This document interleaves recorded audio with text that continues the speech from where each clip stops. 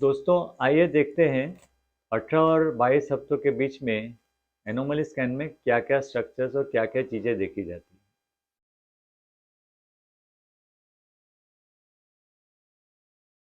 पहले तो स्ट्रक्चर्स देखें तो सिर से लेके पाँव तक, हेड और उसके अंदर जो ब्रेन है वो, न्यूकल फोल्ड थिकनेस और नेक, स्किन थिकनेस जो नेक में रहती है वो, फेशियल स्ट्रक्चर्स, स्पाइन, थोरेक्स में फेफड़े और हार्ट, पेट का जो वॉल रहता है वो, पेट के अंदर gastrointestinal tract, urinary bladder or kidneys, long bones, hands and feet, placenta, umbilical cord और amniotic fluid, क्रोमोसोमल एबनॉर्मलिटी के सॉफ्ट मार्कर्स, और अगर ट्विन प्रेगनेंसी है तो उसमें कोई स्पेसिफिक एबनॉर्मलिटीज है क्या, वो सब चीज़ें देखी जाती हैं। आइए सॉफ्ट मार्कर्स के बारे में बात करते हैं। नेक के पीछे जो स्किन की थिकनेस है वो अगर ज़्यादा है तो थिक न्यूकल फोल्ड वो एक सिग्निफिकेंट सॉफ्ट मार्कर है। हाथ और पैर की जो लंबी हड्डियां रहती है वो अगर छोटी है साइज में तो वो भी एक सॉफ्ट मार्कर है। ब्रेन में बबल्स पाए जाते हैं जिसको हम कोरोइड प्लेक्सस सिस्ट बोलते हैं, वो भी एक सॉफ्ट मार्कर है। नाक की हड्डी छोटी हो या न हो वो भी एक सॉफ्ट मार्कर ही है। किडनीज में जो पेल्विस यानी जो बेसिन जैसा रहता है वो अगर ब्रॉड या डायलेटेड है तो वो एक सॉफ्ट मार्कर है। राइट साइड का सब क्लेविन आर्टरी अगर उसका कोर्स एबनॉर्मल है तो आरसा वो भी एक सॉफ्ट मार्कर है। इकोजेनिक बावेल यानी आंतड़े में कैल्सिफिकेशन जैसा वाइट वाइट स्पॉट्स ज़्यादा है तो वो एक सॉफ्ट मार्कर है। इकोजेनिक इंट्राकार्डियक फोकस यानी हार्ट के अंदर कैल्शियम के स्पॉट के जैसा स्पॉट्स है तो वो भी एक सॉफ्ट मार्कर है।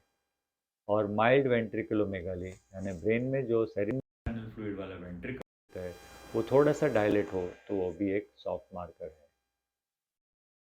अगर इनमें से कोई सॉफ्ट मार्कर है तो वो कितना इम्पोर्टेंट है वो जानने के लिए एक पैरामीटर है जिसको हम लाइक्लीहुड रेशियो बोलते हैं, जिससे हमें पता चलता है कि ये सॉफ्ट मार्कर है तो इसका इम्पोर्टेंट सिग्निफिकेंस कितना है।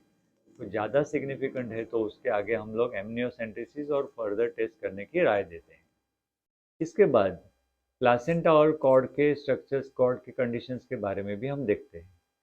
अगर प्लासेंटा यानी जरायु अगर थैली के मुंह के नज़दीक है, थैली के मुंह के ऊपर कवर करता है तो उसे प्लासेंटा प्रीविया बोलते हैं। थैली का मुंह यानी सर्विस के 2 सेंटीमीटर नज़दीक है तो उसे लो लाइंग प्लासेंटा बोलते हैं। इस कंडीशन में प्रेगनेंसी के दौरान या डिलीवरी के टाइम पे बहुत ज़्यादा ब्लीडिंग होने की एक संभावना रहती है। मॉर्बिडली अडेरेंट प्लासेंटा जिसके पहले सीजर हुआ है और प्लासेंटा लोइंग है या एंटीरियर, इन पेशेंट्स में ये प्लासेंटा बहुत ज़्यादा चिपका हुआ रहता है, इससे भी सीजरियन के टाइम पे खूब ज़्यादा ब्लीडिंग होने की एक संभावना रहती है।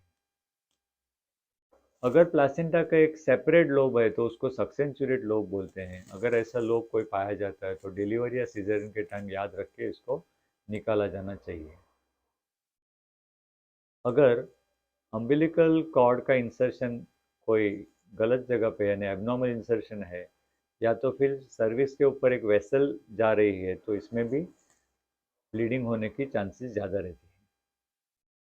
फिर आता है अम्बिलिकल कॉर्ड में नॉर्मली तीन वेसल्स रहती है। अगर उसमें से एक मिस में उसको टू वेसल या सिंगल अम्बिलिकल आर्टरी बोलते हैं।